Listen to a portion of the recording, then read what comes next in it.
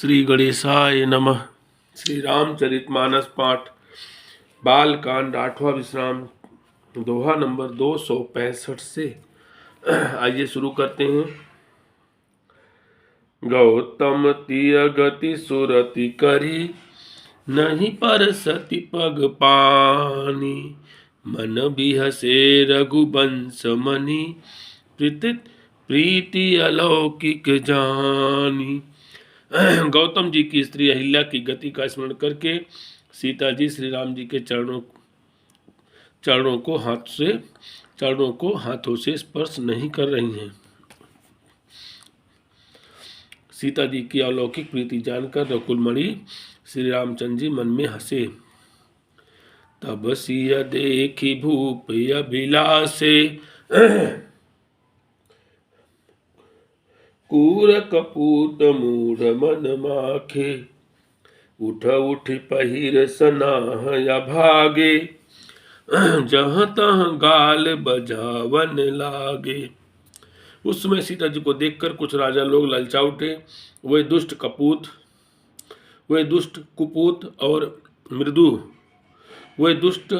कुपूत और मूढ़ राजा मन में बहुत तमतमाए। वे अभागे उठ कर कवच पहनकर जहां तहां गाल बजाने लगे।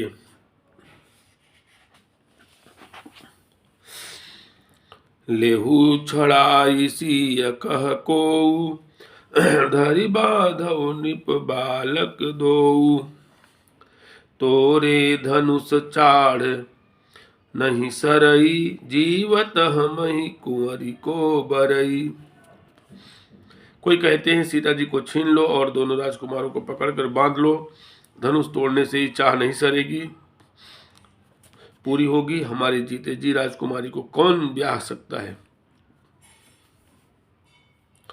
जौ विदेहु कछु करे सहाई, जीतहु समर सहित दो भाई। साधु भूप बोले सुनि बानी, राज समाज ही लाज लजानी। यदि जनक कुछ सहायता करे तो युद्ध में दोनों भाइयों सहित उसे भी जीत लो। ये वचन सुनकर साधु राजा बोले, इस निर्लज्ज राज समाज को देखकर तो लाज भी लजा गई। बलु प्रताप वीरता बढ़ाई, ना कपि ना कहीं संग सिधाई। सोई सूरता की अभी कहूँ पाई, असी बुद्धि तौ विधि मुँह मसिलाई। अरे तुम्हारा बल प्रताप वीरता बढ़ाई और नाग प्रतिष्ठा तो धनुष के साथ ही चली गई। वही वीरता थी कि अब कहीं से मिली है। ऐसी दुष्ट बुद्धि है, तब तो विधाता ने तुम्हारे सुखों पर कालिक लगा दी। देखहु राम ही नयन भरी, तजी रिसा मधु को। लखन रोषु पावक प्रबल, जान सलभ जन हो। ईर्ष्या घमंड और क्रोध छोड़कर नेत्र भरकर श्री राम जी की छवि को देख लो। लक्ष्मण के क्रोध को प्रबल अग्नि जानकर उसमें पतंगे मत बनो। बैन तेय बलि जिम चह कागू, जिमि ससु सहय नाग यरि भागु। जिमि चह कुशल कारण कोहि, सब संपदा चाहे शिव द्रोही। जैसे गरुड़ का भाग कौवा चाहे, सिंह का भाग खरगोश चाहे, बिना कारण ही क्रोध करने वाला अपनी कुशल चाहे, शिव जी से विरोध करने वाला सब प्रकार की संपत्ति चाहे।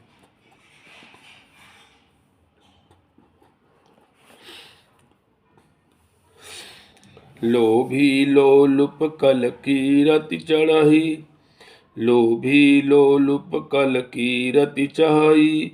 अकलंकता की कामी लहई, हरिपद विमुख परम गति चाहा। तस तुम्हारे लाल चुनर नाहा। लोभी लालची सुंदर कीर्ति चाहे, कामी मनुष्य निष्कलंकता चाहे तो क्या पा सकता है। और जैसे श्रीहरि के चरणों से विमुख मनुष्य परम गति मोक्ष चाहे हे राजाओं, सीता के लिए तुम्हारा लालच भी वैसा ही व्यर्थ है। कोलाहल सुन सिय सकानी, सखी लवाई गई जहाँ रानी। राम सुभाय चले गुरु पाही, सिय सनेहु बरनत मन माही। कोलाहल सुनकर सीता जी शंकित हो गई। तब सखियां उन्हें वहां ले गई जहां रानी सीता जी की माता थीं। श्री रामचंद्र जी मन में सीता जी के प्रेम का बखान करते हुए स्वाभाविक चाल से गुरु जी के पास चले। रानी सहित सोच बस सिया, अब धऊ विधि काह करनिया।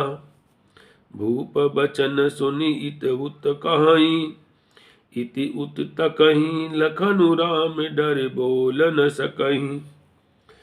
रानियों सहित सीता जी दुष्ट राजाओं के दुर्वचन सुनकर सोच के बस हैं कि न जाने विधाता अब क्या करने वाले हैं। राजाओं के वचन सुनकर लक्ष्मण जी इधर उधर ताकते हैं, किंतु श्री रामचंद्र के डर से कुछ बोल नहीं सकते।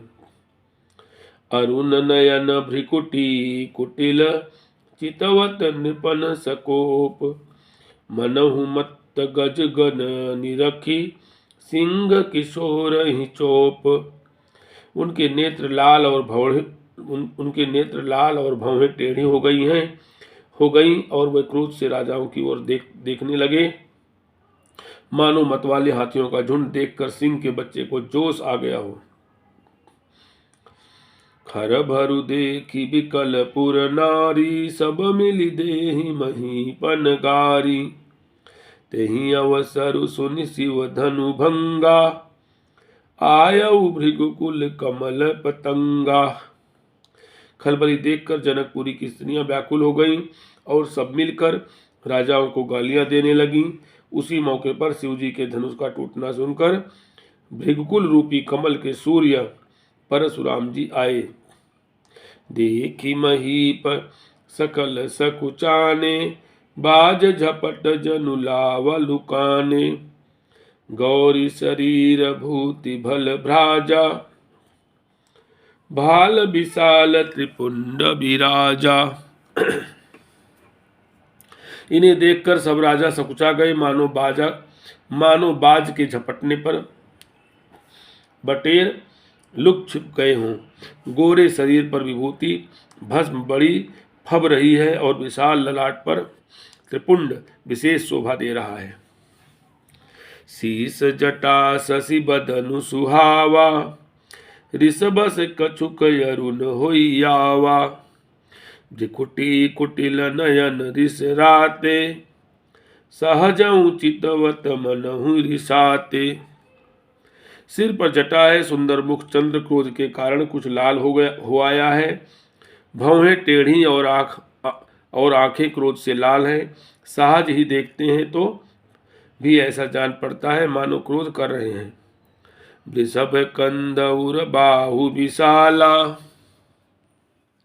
चारु जनेऊ माल मृग छाला। कटि मुनि बसन तून दुई बांधे, धनुषर कर कुठारु कल कांधे। बैल के समान ऊंचे और पुष्ट कंधे हैं, छाती और भुजाएं विशाल हैं। सुंदर यज्ञोपवीत धारण किए, माला पहने और मृग चर्म लिए हैं। कमर में मुनियों का वस्त्र वल्कल और 2 तरकस बांधे हैं। हाथ में धनुष बाण और सुंदर कंधे पर फरसा धारण किए हैं।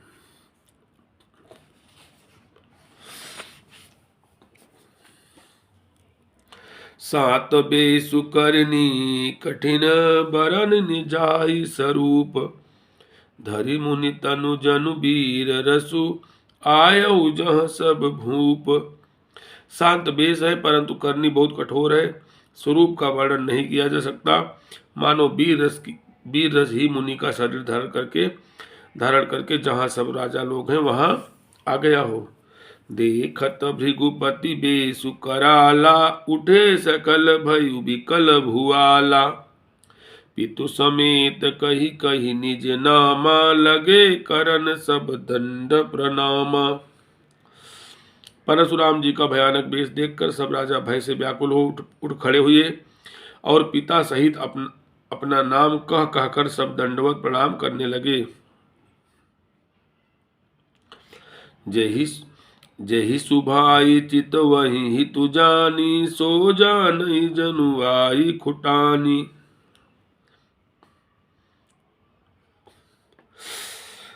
जनक बहोरी आई सिरुनावा, सिय बोलाई प्रणाम करावा। परशुराम जी हित समझकर भी सहज ही जिसकी ओर देख लेते हैं वह समझता है मानो मेरी आयु पूरी हो गई। फिर जनक जी ने आकर सिर नवाया और सीता जी को बुलाकर प्रणाम कराया। आशीष दीन सखी हरसानी, निज समाज लई गई सयानी। विश्वामित्र मिले पुनियाई, पद सरोज मेले दो भाई। परशुराम जी ने सीता जी को आशीर्वाद दिया।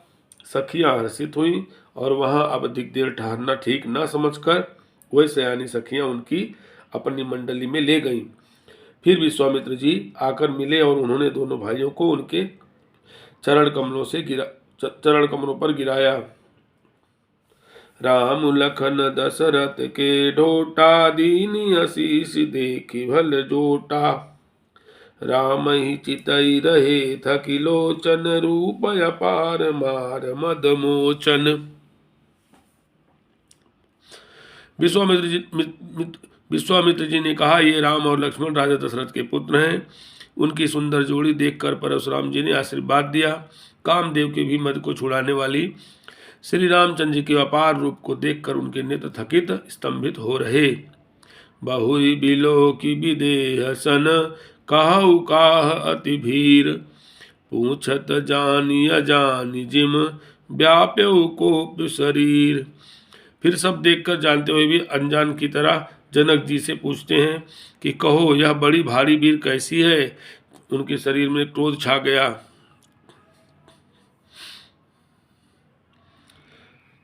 समाचार कही जनक सुनाए, जहि कारण महीप सब आए। सुनत बचन फिर अनत निहारे, देखे चाप खंड मही डारे। जिस कारण सब राजा आए थे राजा जनक ने वे सब समाचार का सुनाए।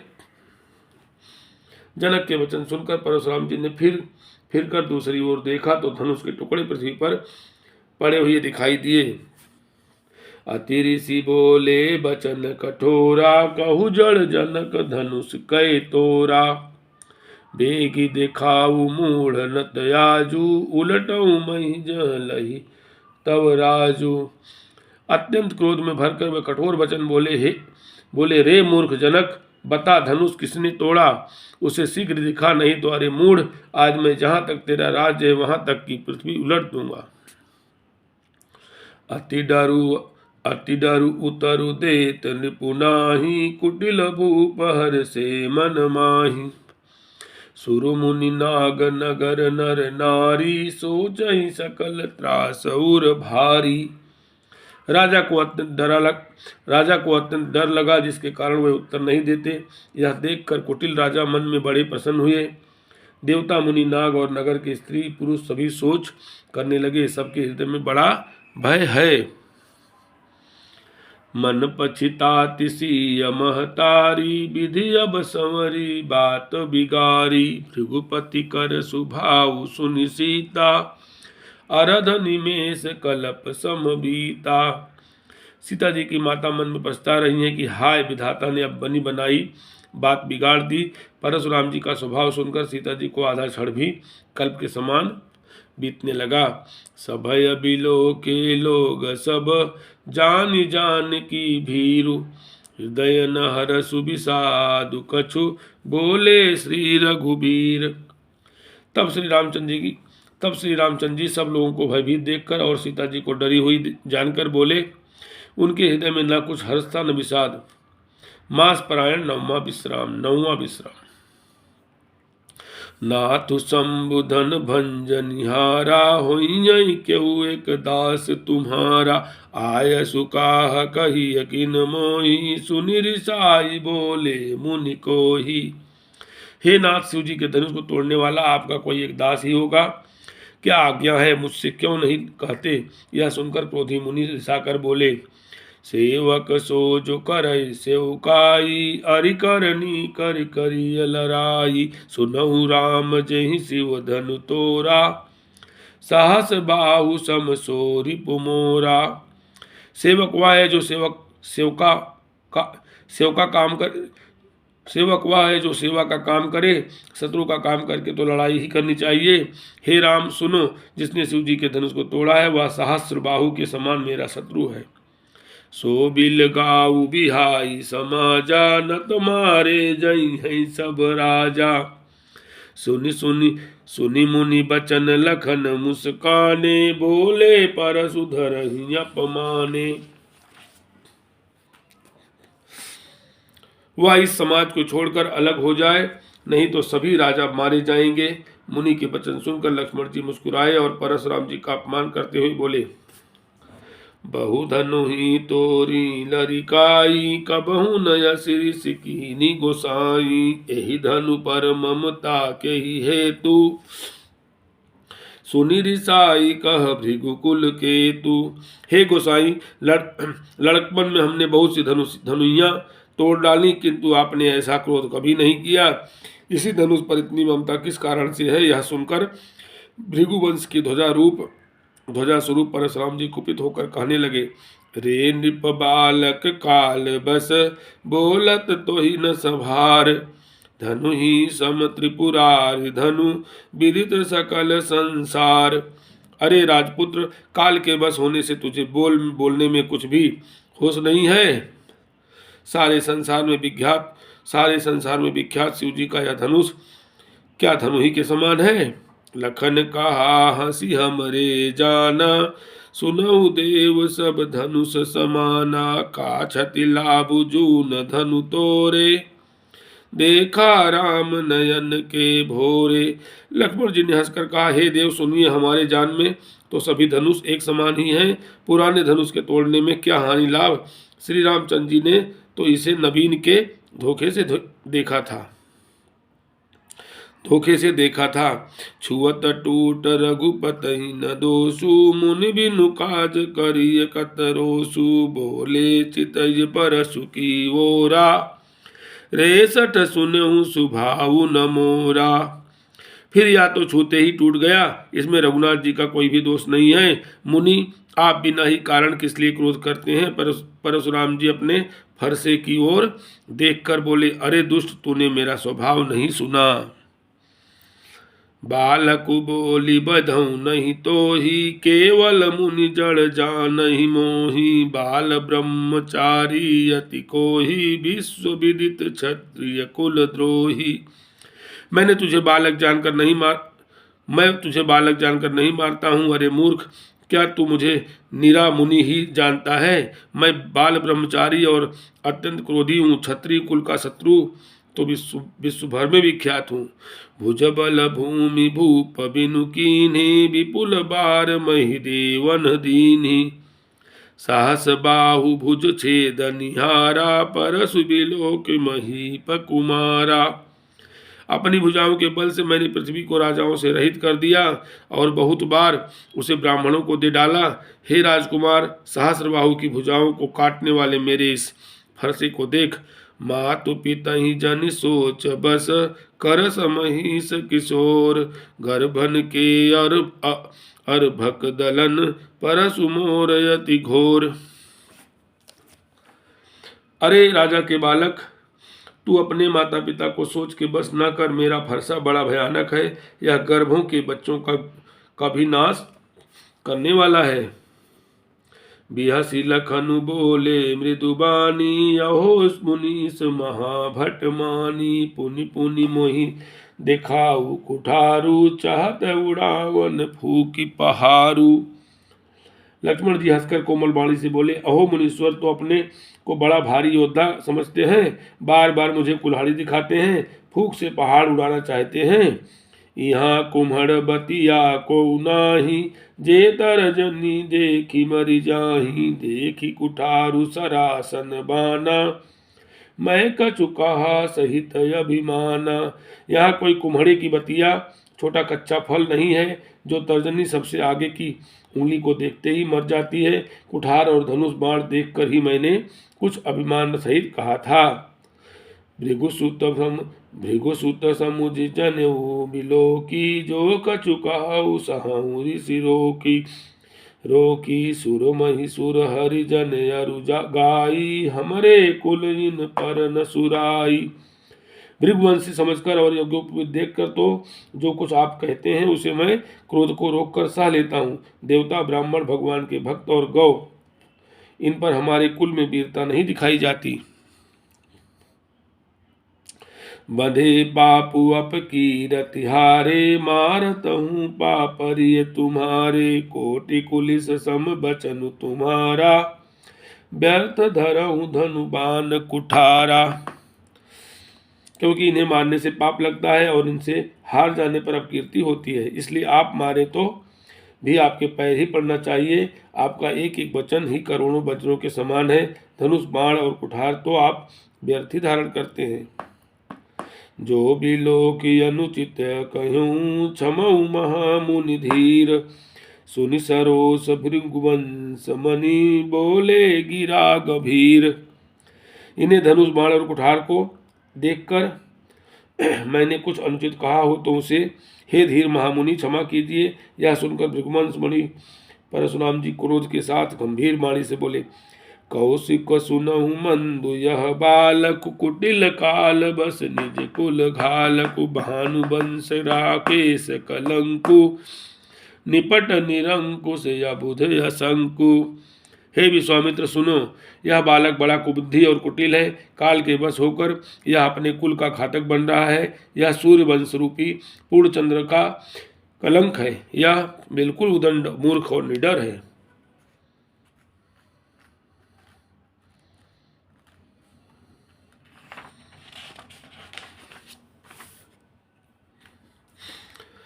काल कवलु होई हई छन माही, कहूँ पुकारी खोरी मोहि नाही। तुम हट कहूँ जो चहु बारा, कही प्रताप बल रोष हमारा।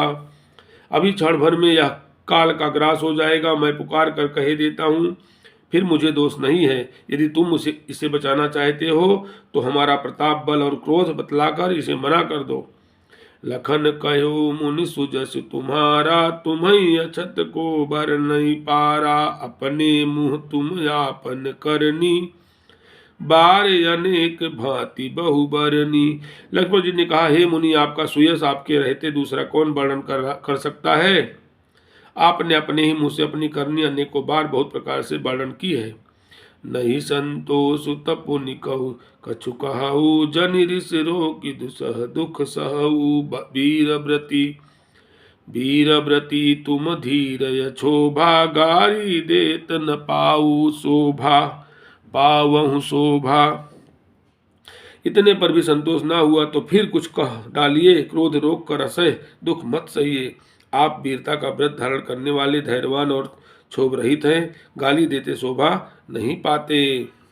बोलो सियावर रामचंद्र की जय, पवन सुत हनुमान की जय।